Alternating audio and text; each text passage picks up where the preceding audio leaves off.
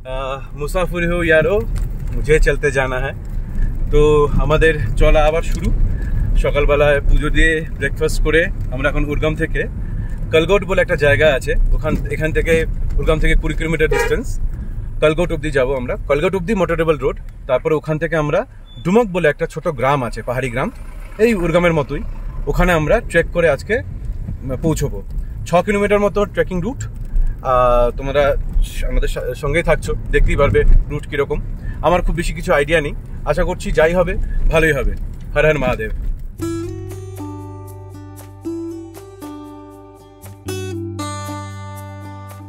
কালগোট যাওয়ার জন্য আমাদের গাড়ি পাহাড়ি মেঠো পথ ধরল, কিন্তু রাস্তা এতটাই খারাপ যে কিছুটা যাওয়ার পরেই এক অযাচিত বিপদ এসে হাজির হলো। গাড়ির সামনের চাকা পাংচার হয়ে গেল।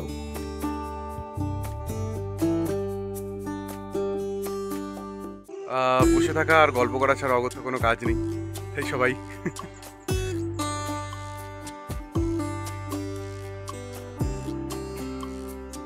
পাংচার সারাই করার পর আমাদের গাড়ি এগিয়ে চলল ভয়ানক সুন্দর সেই পাহাড়ের গা বেয়ে।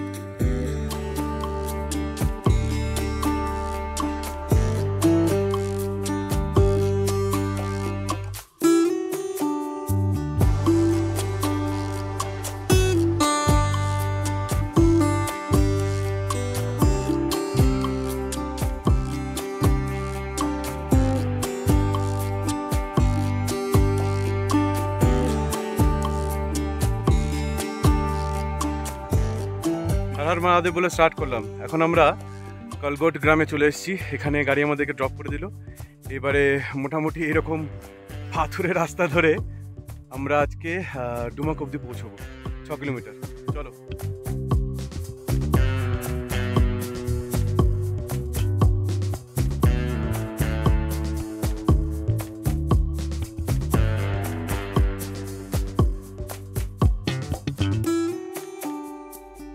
পাহাড়ি রাস্তার মজা কতটা এলাম ঠিক বুঝতে পারছি না।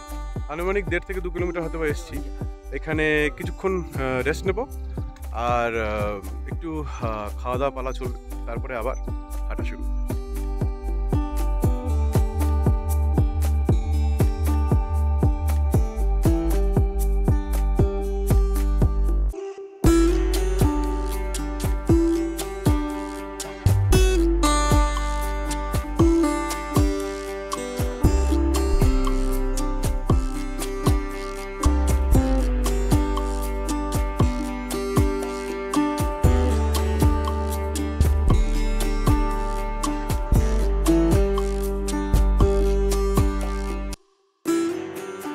অফবিট রাস্তা হওয়ার দরুন পথ ছিল ভয়ানক দুর্গম। কিছু কিছু জায়গায় রাস্তা বলে কিছুই ছিল না। সেখানে আমাদের গাইড হর্ষ কোনো মতে রাস্তা তৈরি করে আমাদের এগিয়ে নিয়ে চলল ডুমক গ্রামের দিকে।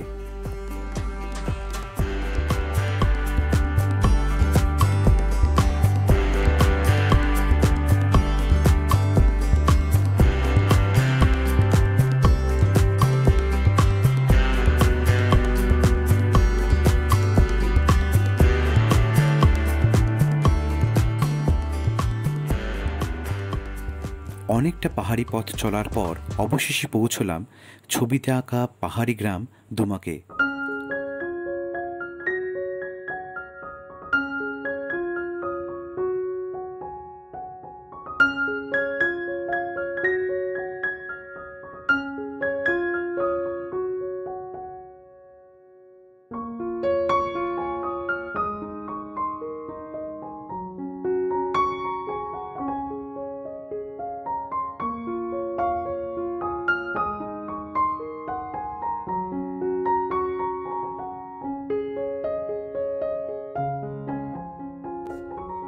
ঘড়িতে এখন 4টে ছুঁই ছুঁই। আমরা এখন এসে পৌঁছলাম ডুমাকে। আর দুপুরের লাঞ্চটা একটু হালকা করে হলেও করে নেবো, কেননা মাঝে আর কিছু খাইনি সেরকম। আর এই আমাদের হোমস্টে, সুরজ ভাই, ওই যে সুরজ ভাই আর ওর হোমস্টে। এখন সুরজ ভাই ব্যস্ত আমাদের আতিথেয়তা আয়োজনের জন্য। চলো এরপরে একটু হালকা করে লাঞ্চ করে ঘুরে দেখবো গ্রামটা। ভাত, ডাল, আলুর একটা সবজি আর আচার দিয়ে আমাদের লাঞ্চ সারলাম। এরপর গ্রাম ঘুরে দেখব বলে বেরিয়ে পড়লাম আমরা কজন।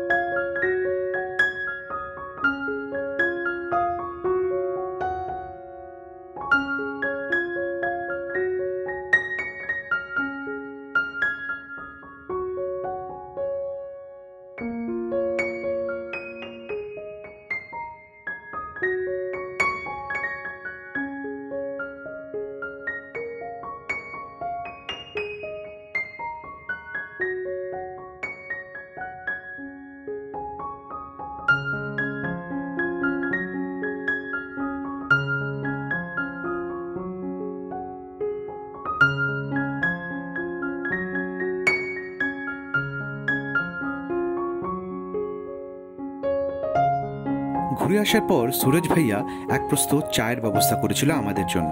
এরপর গল্পগুজব করে অনেকটা সময় কেটে গেল। রাত্রে ডিনার করে চটপট কম্বলের তলায় ঢুকে গেলাম আমরা।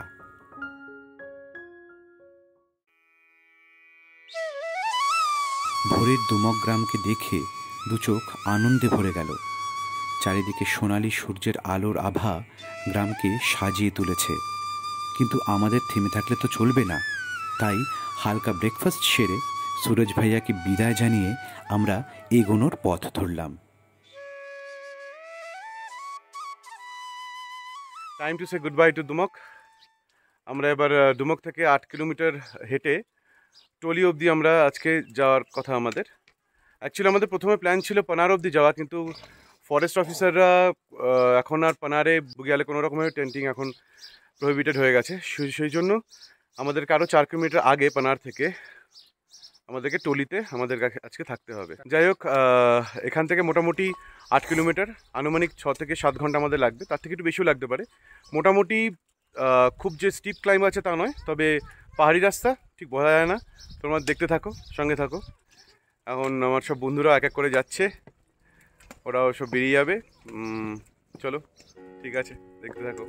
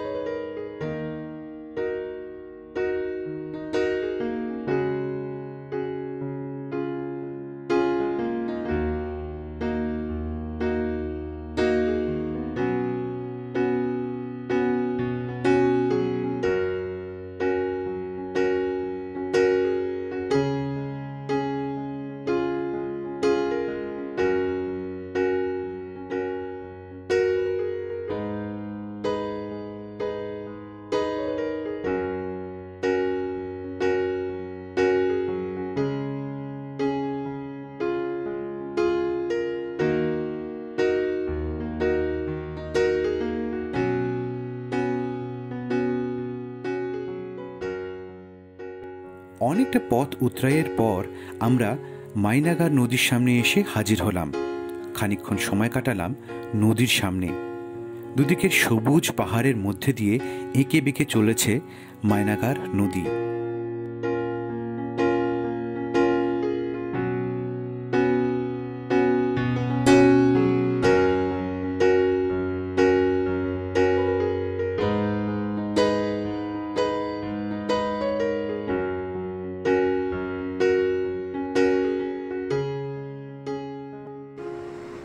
নদীর পাড়ে কিছুক্ষণ রেস্ট করার পরে আবার এগিয়ে চলা শুরু। রাস্তা সেরকমভাবে বলতে কিছু পাথর ফেলা রাস্তা আর কি, এই দিয়ে চলে যেতে হবে। চলো এগিয়ে চলা যাক।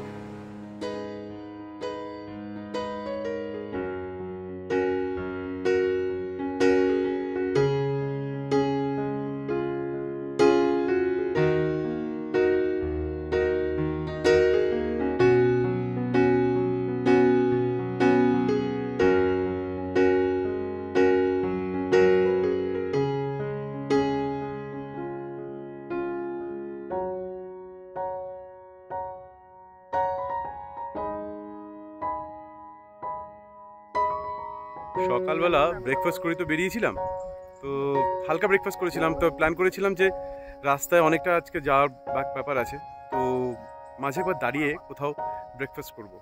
তো অনেকটা হাঁটার পর এখন একটু খিদে পাচ্ছে, তো আমরা একটা সুন্দর জায়গায় দাঁড়িয়ে রয়েছি বা রাদার রেস্ট করছি। চারিদিকে পাহাড়ের উঁচু শৃঙ্গ আর মাঝখানটা একটা ছোট্ট ঘাসের বুগিয়াল টাইপ, আর পাশ দিয়ে এইখান দিয়ে একটা হালকা ছোট ঝোড়া যাচ্ছে। তো এখানটায় চারিদিকটা তো তোমরা দেখো,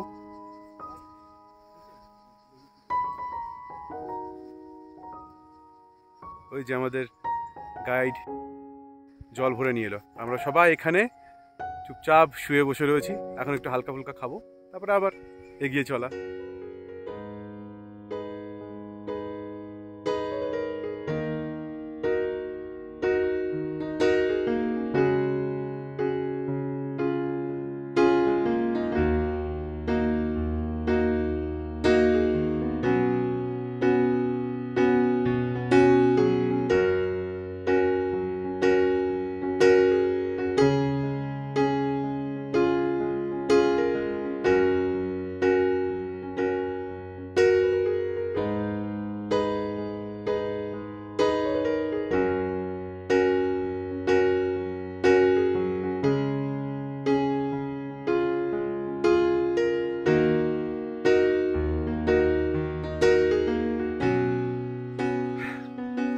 যতবারই ট্রেক করতে আসি প্রতিবার একটা জিনিস খুব মাথায় আসে, কেন এলাম?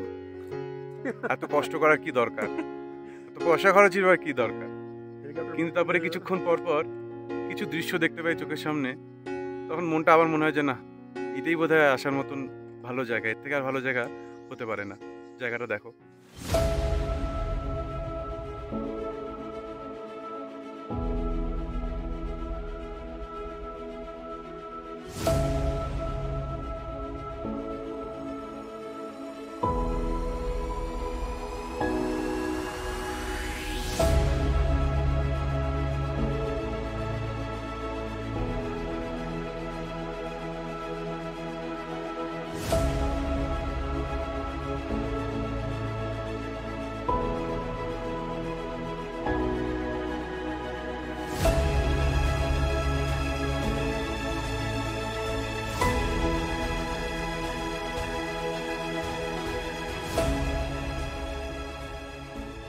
টলিতে যখন পৌঁছলাম তখন আকাশের মুখ ভার, ঘন বৃষ্টি মেঘের দল আকাশ ছেয়ে রয়েছে। আমরা আমাদের আস্তানা অবধি পৌঁছানোর আগেই শিলাবৃষ্টি আরম্ভ হয়ে গেল।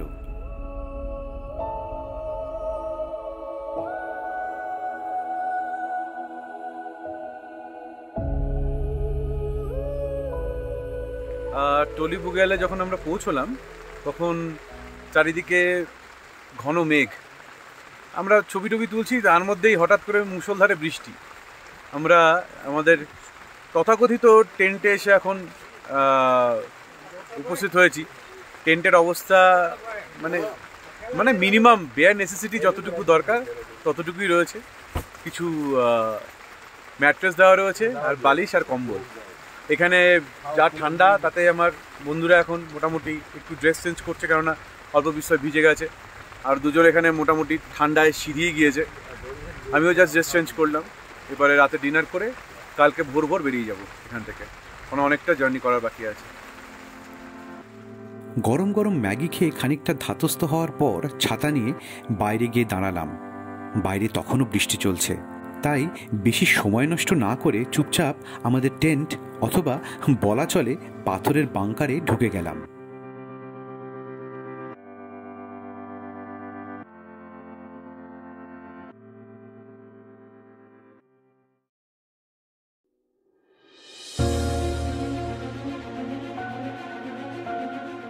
ঘুম ভাঙার পর বাংকারের দরজা দিয়ে যখন বাইরে তাকালাম, নীল পরিপূর্ণ আকাশ আর দূরে পাহাড়ের চূড়ায় বরফ দেখে মনটা ভালো হয়ে গেল। ভাবছিলাম কাল বিকেলে একরকম রূপ ছিল, আর আজ প্রকৃতি নিজেকে এক অপরূপ রূপে সাজিয়ে নিয়েছে।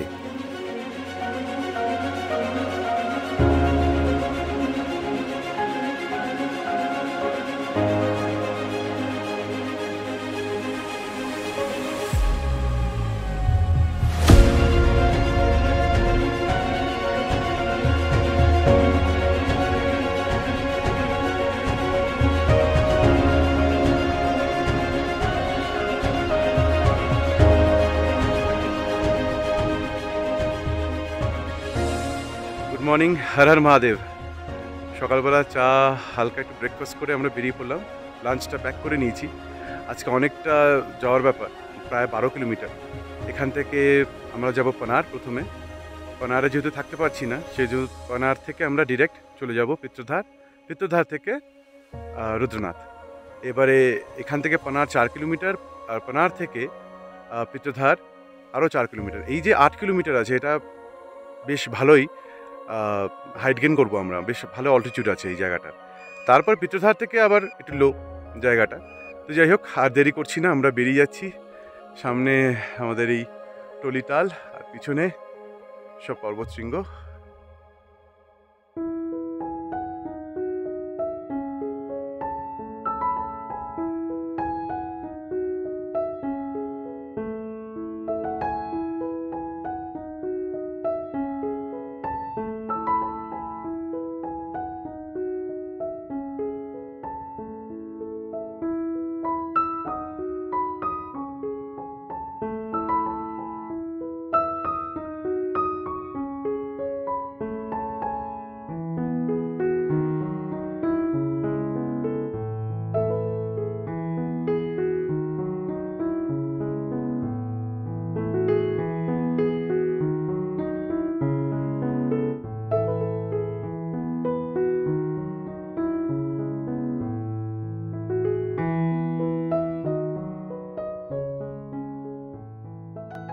বেশ অনেকটা চড়াই করার পরে একটু রেস্ট নেওয়ার পালা। একটা ছোট্ট ফাঁকা নির্জন বুগিয়ালে এসে বসেছি আমরা। আর বুগিয়ালে এদের মেলা।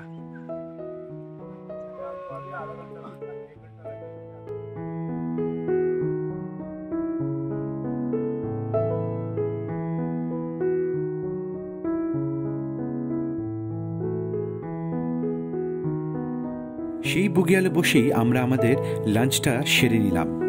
এরপর আরও অনেকটা চড়াই বাকি।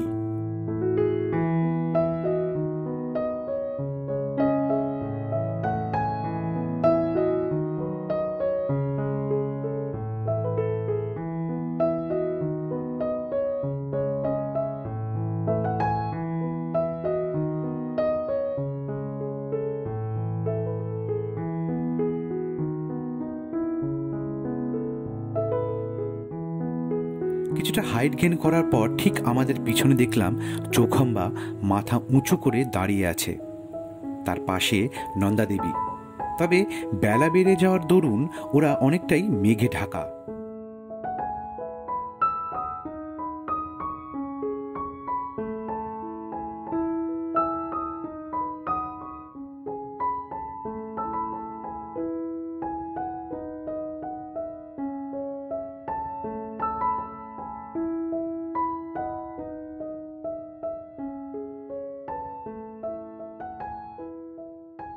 পানার এখন অনেকটা দূরে আছে, তবে পানারের বাউন্ডারি আমরা মোটামুটি টাচ করে গেছি। এখান থেকে পানার বুগিয়াল স্টার্ট হয়। কিছুক্ষণ রেস্ট নিলাম, এবার আবার হাঁটা শুরু।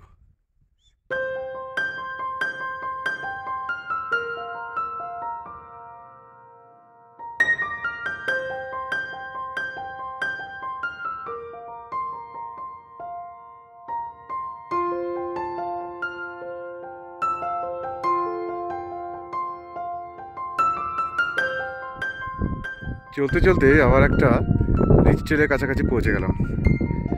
এইখান দিয়ে আমাদের হেঁটে যেতে হবে ওই দিকে। ওইখানে গিয়েই এইদিকে হলো হচ্ছে সাগর আর মন্ডল গ্রাম। ওইখান থেকেই যাত্রা শুরু হয়ে এরকম একটা জায়গায় গিয়ে মিট করে। আর আমরা ঠিক অন্য দিক দিয়ে এসেছি, ডোমাক ওই দিকটায়। আমরা ওই দিক দিয়ে চড়াই করে টলি হয়ে আমরা এই রাস্তা দিয়ে এখন পৌঁছলাম। এখন এগিয়ে যাওয়া ছাড়া আর কিছুই নেই, চলো যাওয়া যাক।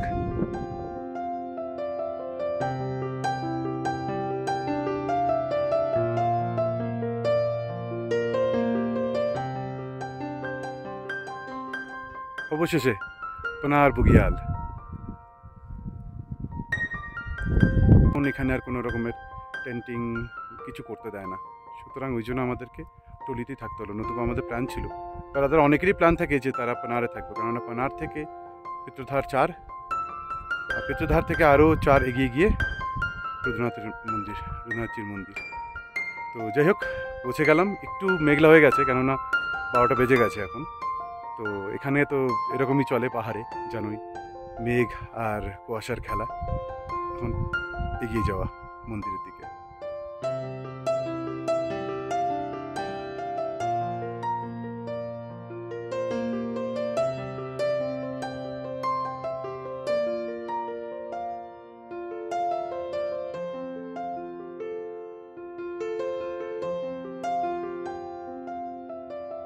পানারে পৌঁছে ফরেস্ট অফিসে আমাদের 5 জনের 200 টাকা করে দিতে হলো। গাইড হর্ষের জন্য কোনো টাকা লাগলো না। এন্ট্রি ফি দিয়ে আমরা এগিয়ে চললাম রুদ্রনাথের পথে।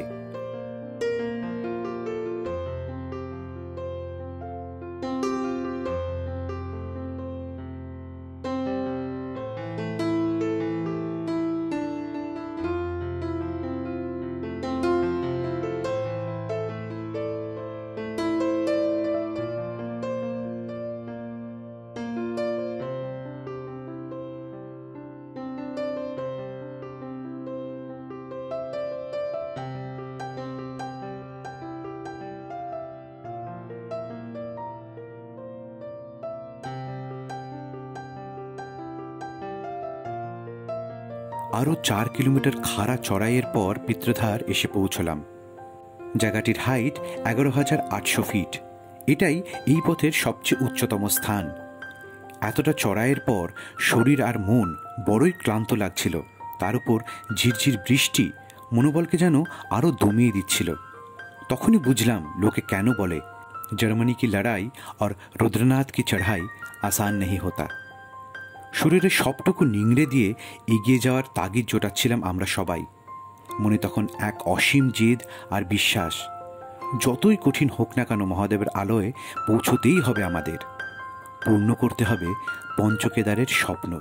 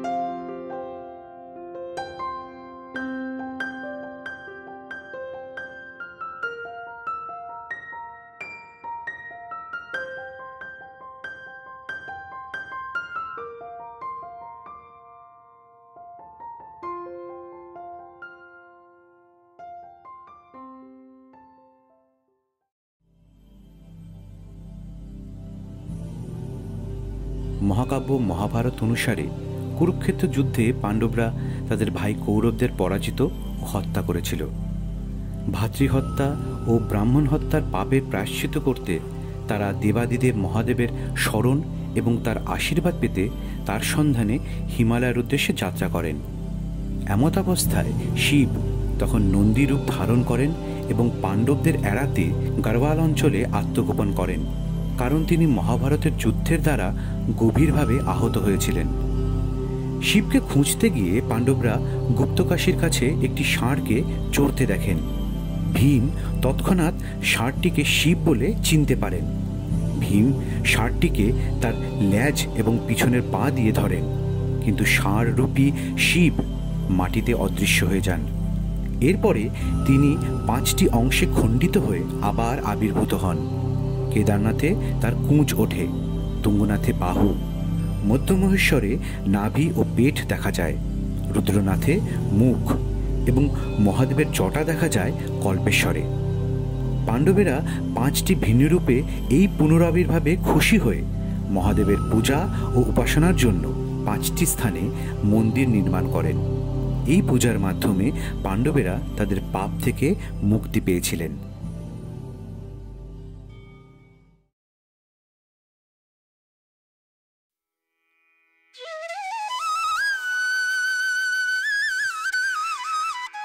সকালবেলা ঘুম থেকে উঠে নরম সূর্যের আলো গায়ে মেখে এগিয়ে চললাম মহাদেবের মন্দিরের দিকে। অন্যান্য যে কোনো শিব মন্দিরে আমরা শিবলিঙ্গের পূজা করি, কিন্তু রুদ্রনাথে মহাদেবের মুখমণ্ডলের পুজো করা হয়। তাই হয়তো রুদ্রনাথ মহাদেবকে সবচেয়ে কঠিনতম কেদার বলা হয়।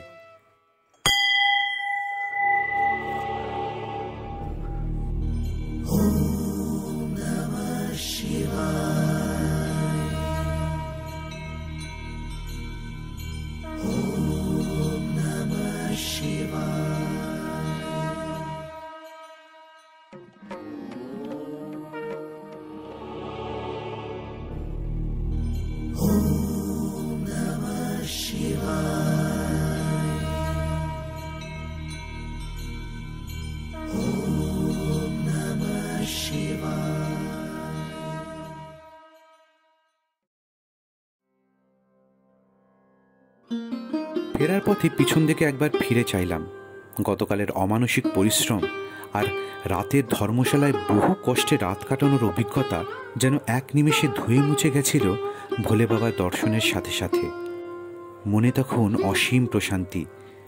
পুজো শেষে হালকা জলখাবার করে সব গুছিয়ে নিয়ে আমরা বেরিয়ে পড়লাম আমাদের নতুন এক গন্তব্যের দিকে, রুদ্রনাথ থেকে 16 কিলোমিটার দূরে মাতা অনুসূয়া মন্দিরের উদ্দেশ্যে।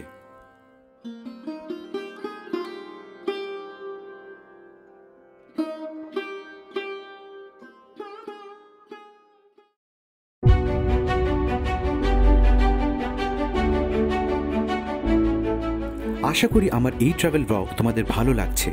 আমার এই প্রচেষ্টা তোমাদের ভালো লেগে থাকলে চ্যানেলটিকে লাইক এবং সাবস্ক্রাইব করে রেখো।